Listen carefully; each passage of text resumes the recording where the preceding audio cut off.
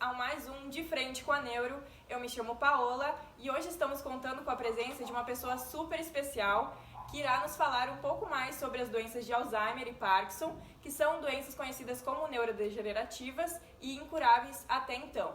Enquanto ela faz a sua apresentação, vocês podem ir mandando perguntas e dúvidas lá no nosso Instagram, que ela irá responder ao longo do programa. Obrigada, Paola. Olá, pessoal.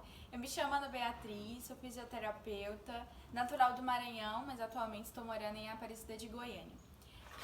Gente, agradeço de verdade pelo convite do programa, tá? Estou honramente honrada por estar aqui hoje e espero muito ajudar vocês ao decorrer deste programa, tirando todas as dúvidas e todas as curiosidades.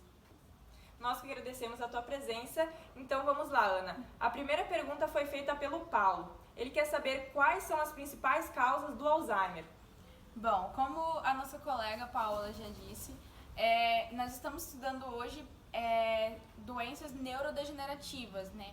E a doença de Alzheimer, ela é uma doença neurodegenerativa que vai ali acometer, que vai ali agredir principalmente as funções cognitivas do paciente. Essas funções cognitivas, elas estão bastante relacionadas à atenção, à aprendizagem, à percepção, coisas relacionadas à memória do paciente, à informação que o paciente vai receber, né? E nós temos como causas principais, assim, que nós vemos bastante em casos, são o envelhecimento do paciente, né? Quando o paciente chega a uma certa idade. Porém, nós temos outras causas, Paola, que são bastante importantes e tem muitos casos também, nós que não procuramos, né? Que, como é, por exemplo, a genética. O Alzheimer, ele pode sim ser causado por influência genética, né? Hereditariedade. Nós temos também o acúmulo de proteínas. Para quem estuda, basicamente, o Alzheimer, sabe que o Alzheimer é causado por um acúmulo de proteínas, né? E nós temos também fatores ambientais que podem sim interferir na saúde do paciente, como exposição a toxinas, lesões cerebelares, nós temos outras coisas também como diabetes e assim sucessivamente. É muito interessante ressaltar porque geralmente sempre essas doenças são relacionadas com a idade, tá? Então, como você falou, que a gente não procura saber sobre essas doenças, a gente só relaciona elas com o envelhecimento. Então, exatamente. Muito bom você ressaltar isso.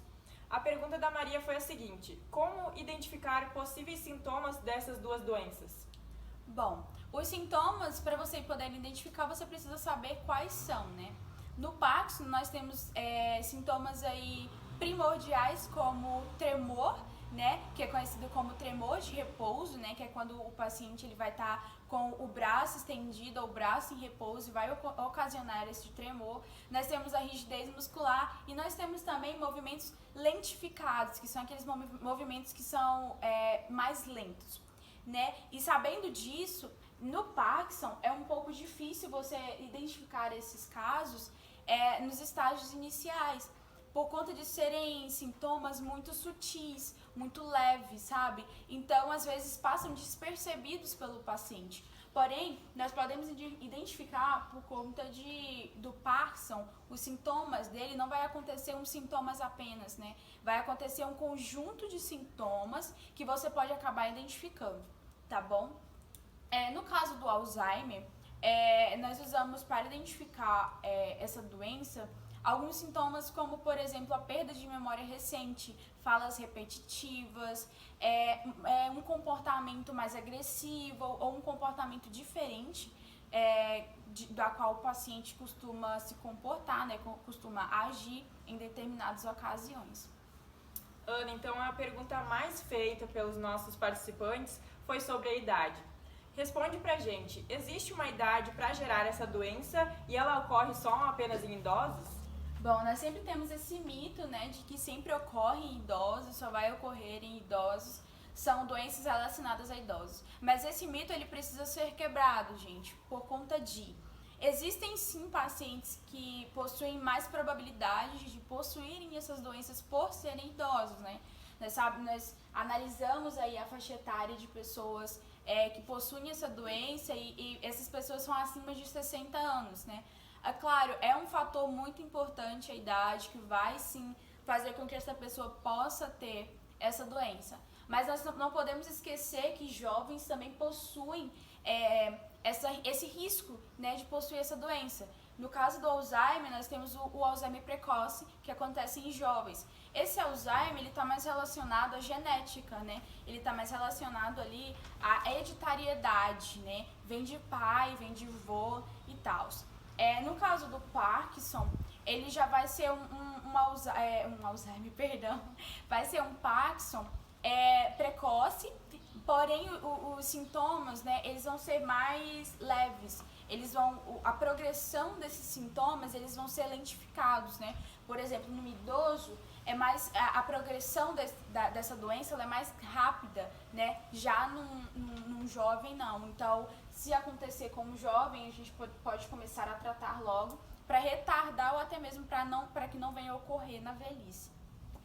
Bom, Ana, a gente sabe que essas duas doenças, então, são neurodegenerativas e é muito comum que o pessoal, então, confunda essas duas, por acharem que elas são muito semelhantes, porém elas têm diferenças muito marcantes. E a pergunta da Fabiana foi, qual a diferença dessas duas doenças e onde elas afetam?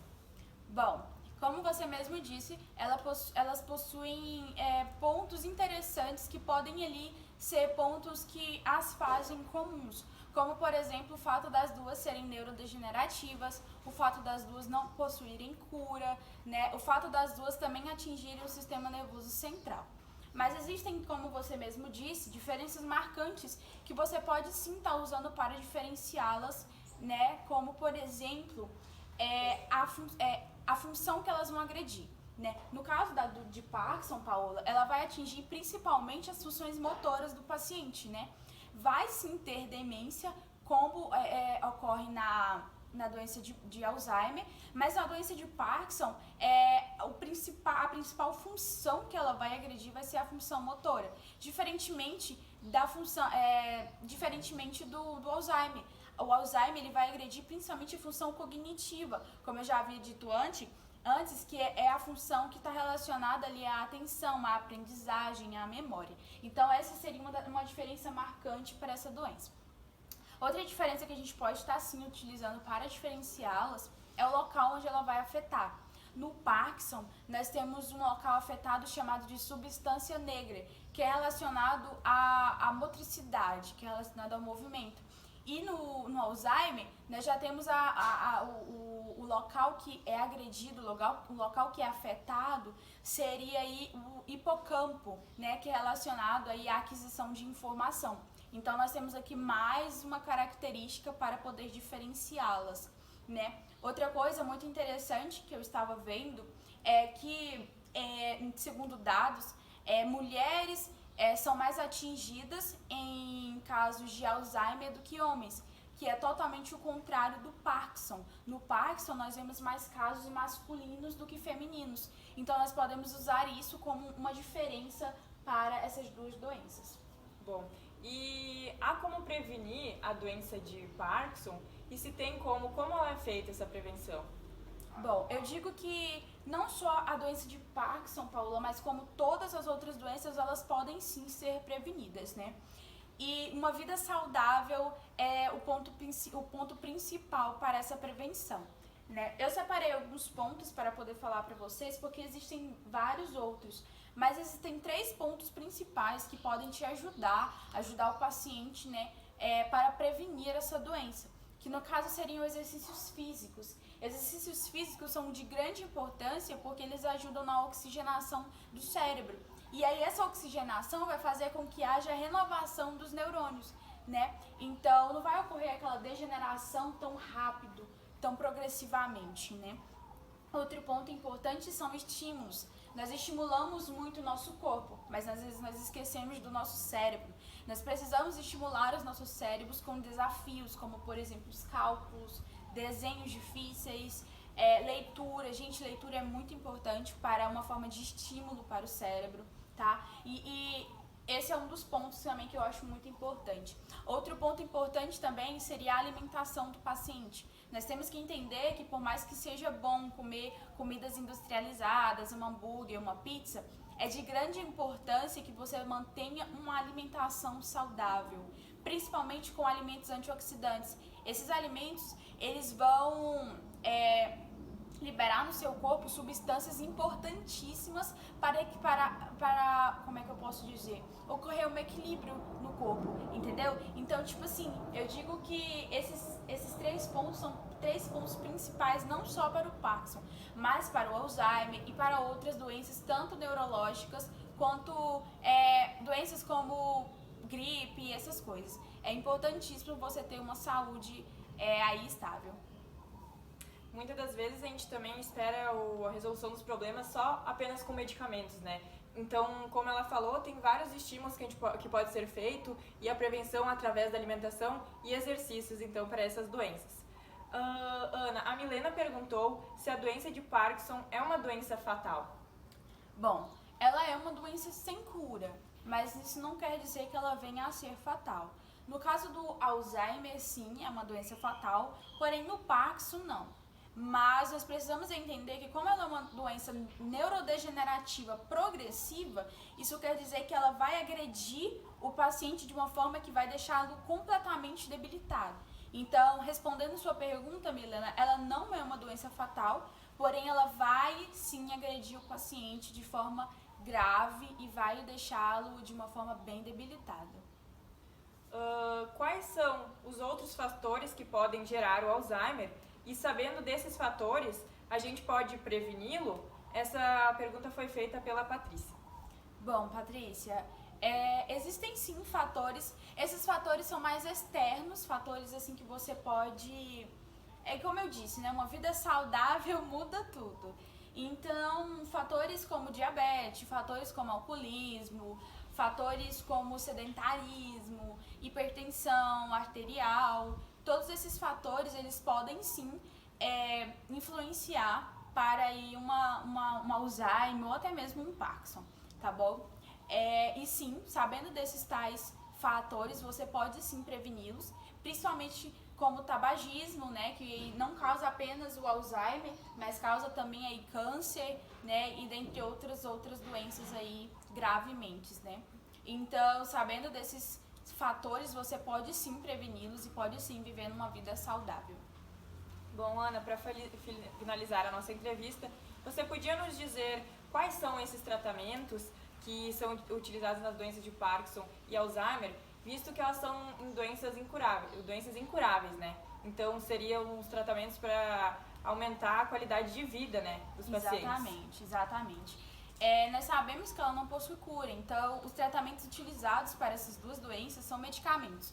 Esses medicamentos, Paola, eles são utilizados para controlar os sintomas, né? No caso do Alzheimer, eles vão retardar, né, os sintomas que a pessoa vai possuir, né? Que é a perda de memória, vai ali comprometer também, como é que eu posso dizer, a motricidade da pessoa, vai comprometer, ela vai precisar de mais, como é que eu posso dizer, familiares, né? Porque ela vai se tornar uma pessoa totalmente dependente. E os medicamentos, eles vão retardar esses acontecimentos, esses sintomas, né? Não que não vá acontecer, né, gente? Ela é uma doença sem cura.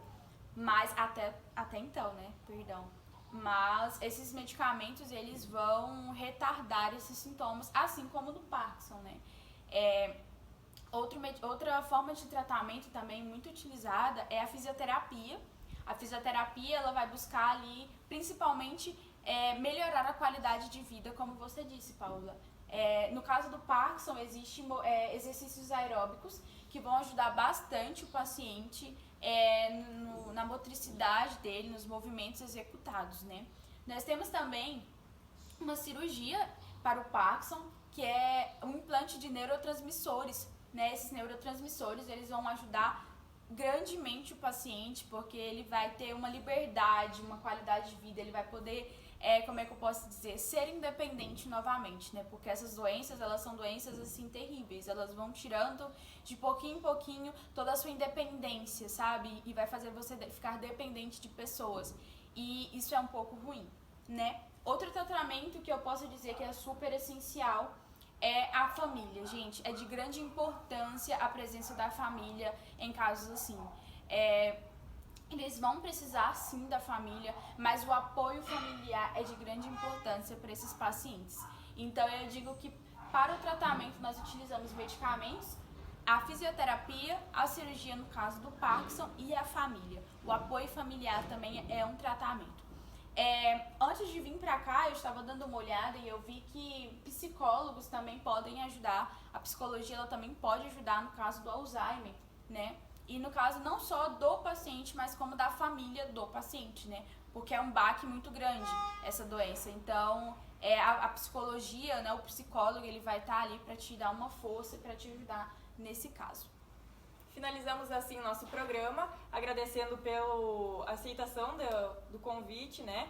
Por ter vindo aqui. Espero que o pessoal tenha esclarecido suas dúvidas, né? Porque pra mim foi muito bom, muitas coisas que eu não sabia, aprendi então hoje com a Ana. Então, obrigada, gente. Até mais.